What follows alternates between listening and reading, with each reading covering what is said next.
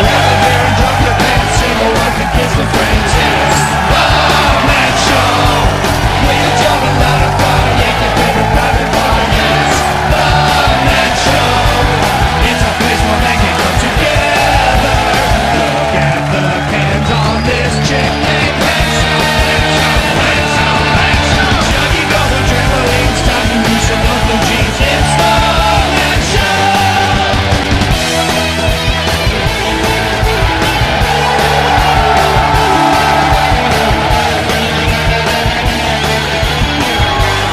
And now goes to the Man Show.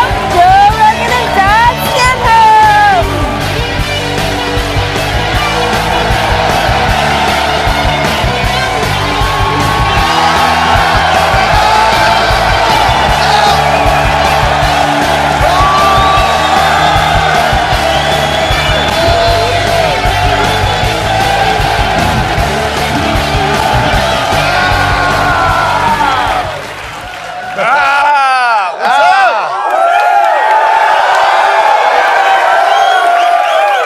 You loud and mouthy mother truckers. See how I covered for television? Good job. See, Man Show audiences are known to be somewhat rowdy and excessive and drunk and mouthy.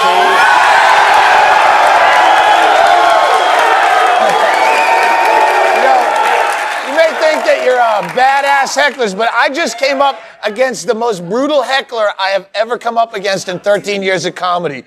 I was in Minneapolis, and there was a guy yelling at me from a chair with no arms and no legs. There is nothing in the world that you can say to come back without looking like a completely insensitive ass bag. What are you gonna do? I don't come down to where you work and pull the catheter out of your piss bag while you're brokenhearted in a chair. It just goes to show that certain people can get away with things in society. Like, for example, people think that the biggest benefit to being handicapped is parking. But it's really the ability to be an unadulterated jack-off and never get punched in the face. It's true. You know? If I walk into a bar and I accidentally bump into your drink, somebody always wants to fight me. But if I had no legs, I could roll over your foot, take a dump in your daiquiri, call your girlfriend a pig, and you'd still probably have enough pity to help me wipe my ass. It's true. And it's gonna be a little bit cool. That's why every group of people who are just kind of screwed up try to claim handicap status. It's just for the perks. And some of the perks they don't even need, like fat people who get handicapped parking. Great. That's what the 700-pound guy needs, is a spot closer to the groceries.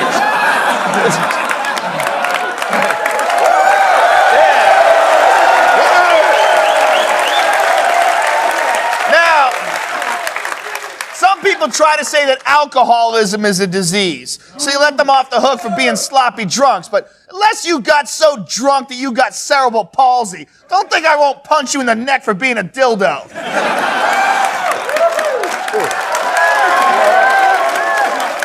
If I had more money like this was real TV money, I would hire myself a horribly crippled guy just to be my own personal prick.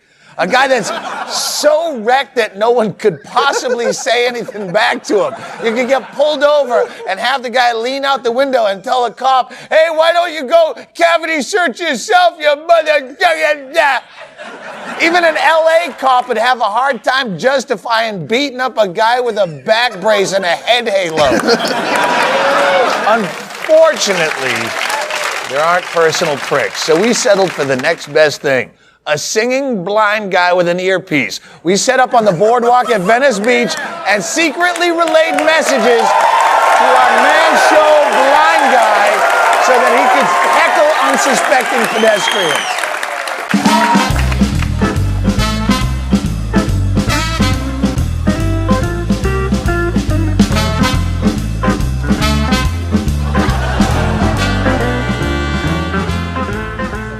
My dog could kick your dog's ass. My dog could kick your dog's ass. Sarah, Mama's gonna kill you when she sees your tattoo. California teenagers just like sluts. California teenagers dressed like sluts. Green hats are gay. Green hats are gay. Hey, brother, you might have wanted to eat a little less. You might want to try some Slim Fast. Green shorts, no shirts, bad news. You've got a nice ass. That hair is crazy, your hair is nuts. That hair is crazy, your hair is nuts. Run, run, run, Jackie Chan. Run, run, run, Jackie Chan. If I had a red tank top like that, I would wear it. I'd burn it up and throw it away. Something like that. Going on vacation with your parents really sucks. Hey, Snoop Dogg, no offense, but I know you're in a gang. This is the worst bicycle race I've ever seen. Worst bicycle race I've ever seen. I got my arm around my woman to compensate for no hair. Mother and daughter, I'd never have sex with a mother and daughter. I love you. Do you ever smear peanut butter on yourself and have that dog lick it off? Mama, you sure do look good in stripes. Thanks for the entertainment, sir. Thank you. Appreciate it. The guy who just shook my hand. I wanna fight you for your woman. I wanna fight you like a crazy blind man should.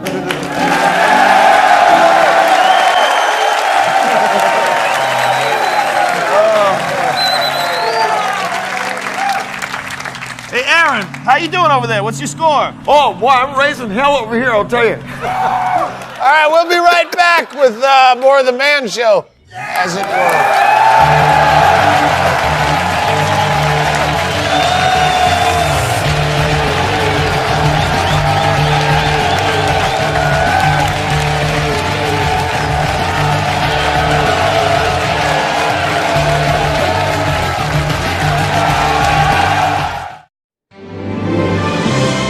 Last April, mountain climber Alan Johnston was hiking when he fell and his arm became trapped under an 800-pound boulder.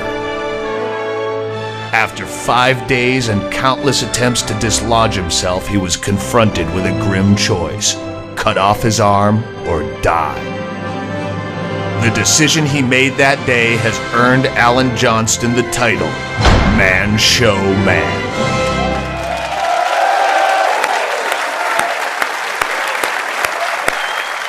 Johnston actually cut through the flesh and muscle of his arm with a dull pocket knife and then had to smash through the bone with a rock. This dude had cast iron balls, and that's why we made him a Man Show Man, and we are happy to have him here tonight. Please welcome Alan Johnston, ladies and gentlemen.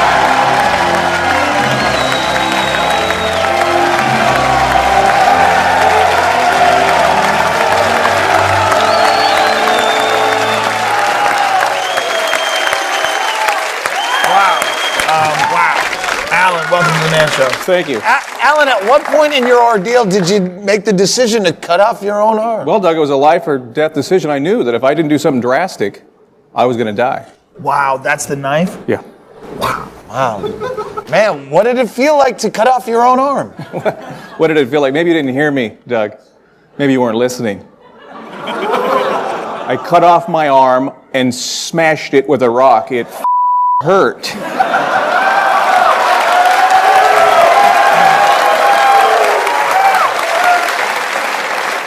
You I mean, we feel bad about what happened to you, but I gotta say, man, you are a badass, dude. I mean, you cut off your own arm. You're a man's man. I bet there's just a lot of chicks just throwing themselves at you. Yeah, a lot of you two-arm guys think that, but let me give you the one-arm truth. Chicks don't dig a stump. You know who likes a stump? Gay dudes. All that, and you haven't gotten any poon out of the deal. Well, I did hook up with one girl, but I told her I lost the arm in 9/11. Wow. So, have you been able to work since the accident? No, I haven't. I was in modeling. I was a left-hand model. Yeah, that's tough, but insurance had to help cover some of the medical bills, right? No, they're refusing to pay, apparently. Self-surgery isn't covered in my plan. And even if it were, I'm not one of their approved providers. Wow. Man, that sucks. I mean, you can't get a break, can you? You know, no job, no insurance, no girls. No arm. I mean, I guess times like this, you seek comfort in your family. Well, actually, they're afraid of the stump.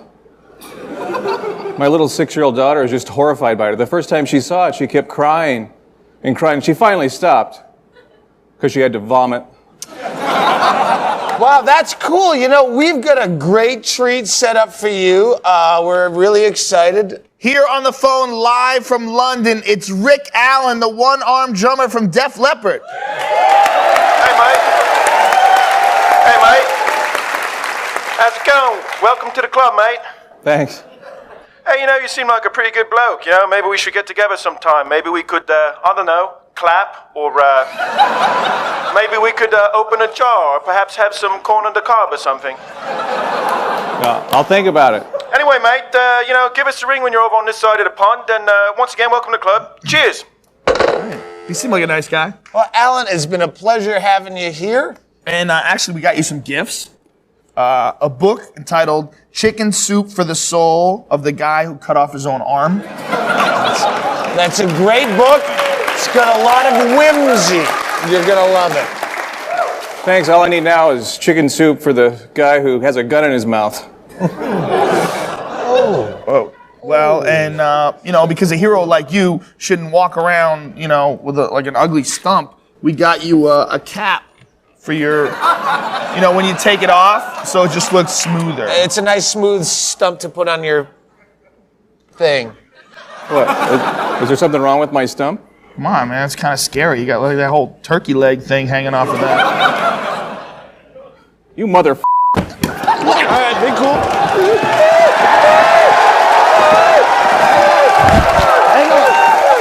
Hang on. Let go!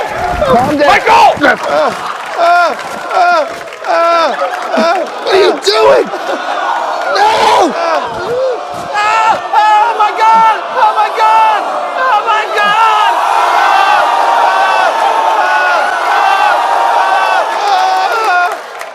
Now I can do Oprah. When we come back, two of my favorite things, midgets and porn!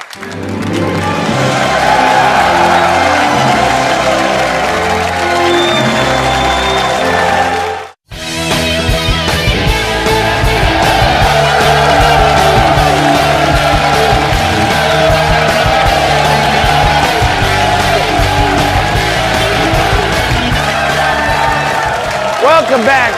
Being a man is about standing up for yourself. It's about fighting for what you believe is right, especially when it involves midget porn.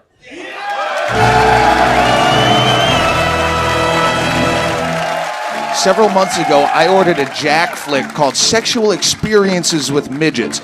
I rush ordered it to my house, only to find this movie contained one solitary midget in one scene. I mean, were they trying to count the kind of short girl with the big head as a midget?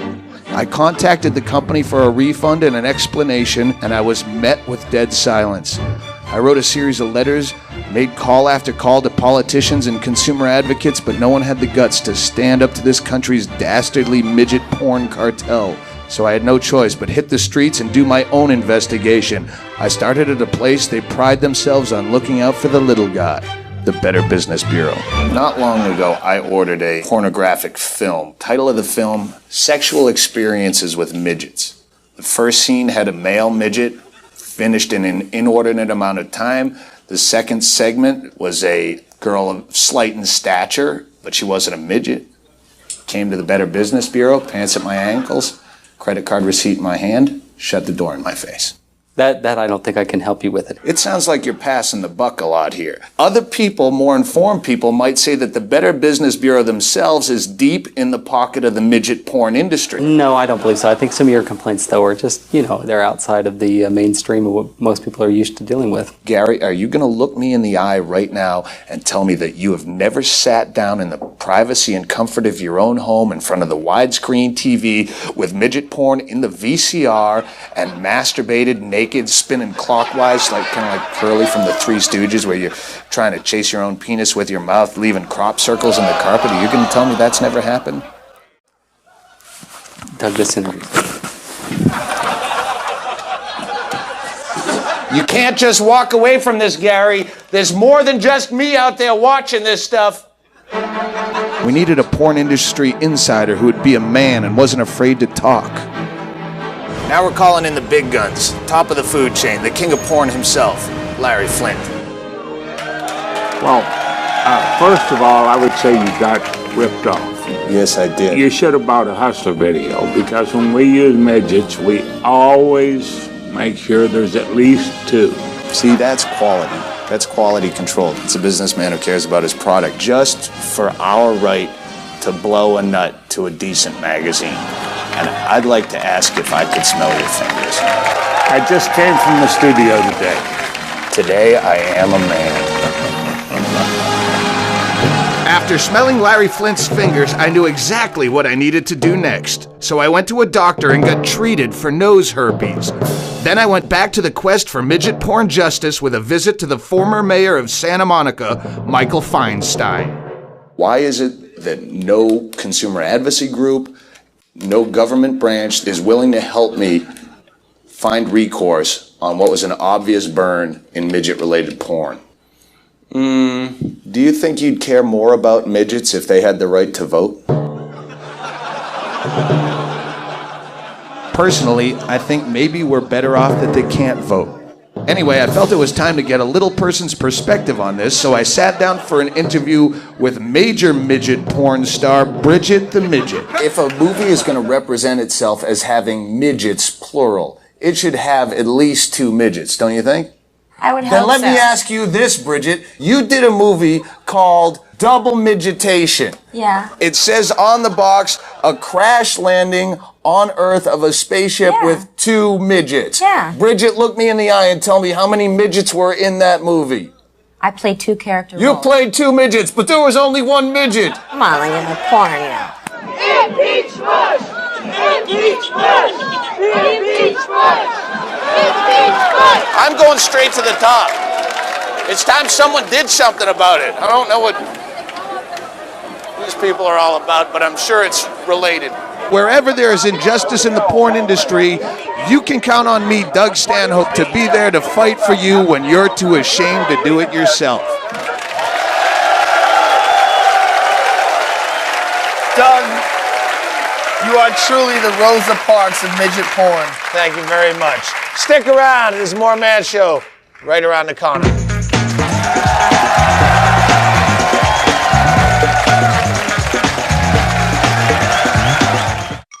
Juggy Consumer Reports. Our first product today is a FlowJet 2000 shower head. In our tests, it worked really well in all 3 settings: spray, stream, and jet. If you're looking for an entry-level shower head, you can't go wrong here. We give it an 8. Next, we reviewed Cabernet wines. There's the expensive Prochet from France and the inexpensive Glen Canyon from Napa Valley. Surprisingly, both these wines tasted much the same, subtle and muted. For its value, we gave the Glen Canyon a 7, while the Prochet just gets a 3. JC Rockenbecker came out with his new light microwave popcorn this week. It's got 2/3 less calories but still has that soggy movie theater taste we love. The J.C. Rockenbecker Light gets a 10.